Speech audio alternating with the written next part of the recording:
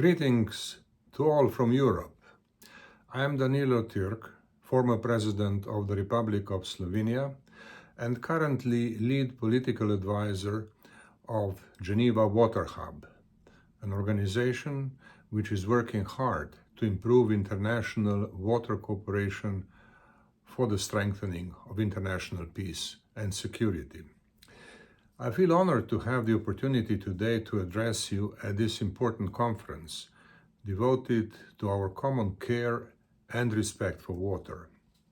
Everybody agrees that water is life, but equally important, it must be understood that we are all human beings and all living nature, parts of the global water cycle. Water is part of us. And through the global water cycle, we additionally depend on each other. Water is a source of our energy security, economic prosperity, and health of our entire ecosystem. Now, water also means peace of mind in every human person and peace among people. Water is our most important nourishment.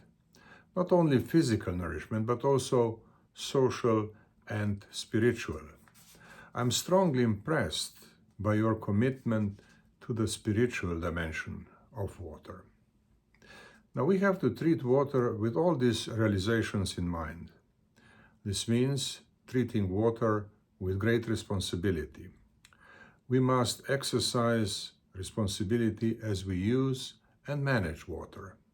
Caring for water and sharing of water is the path to understanding, the understanding that water is our human right. But human rights are not a license. They include a high level of responsibility of every person to oneself and to others. The world, however, is facing real problems today and serious threats. One of them is the threat to the viability of the global water cycle and the resulting negative effect on the entire living nature, including on all human beings.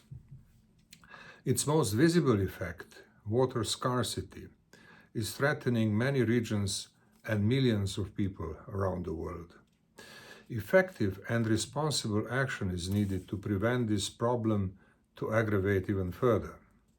We need much more and much better international cooperation. This cooperation must not be limited to governments.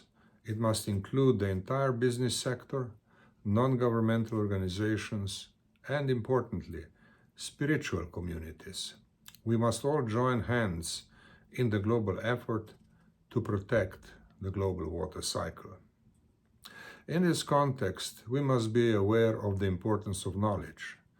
Knowledge is critically important. We must better understand water. We must value water much better.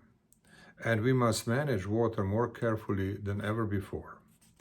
We need knowledge and innovation. And knowledge is not limited only to technology or new developments. It must include better understanding of all past experience, including traditional ways of respecting and managing water. Knowledge is the beginning of every positive change, and so it is with regard to water and global water cycle. There is a strong need for improved education that will include education for water. Educational institutions have a particularly strong responsibility in that regard, and spiritual leaders have an important role to play. They do lead and should continue to lead by example, and they innovate in building new bridges of cooperation, including international cooperation. This is why the Living Peace project is so precious, and this is why living water is an essential aspect of the living peace. I wish you all conference all success, and I hope that we shall learn more about your deliberations in the weeks to come.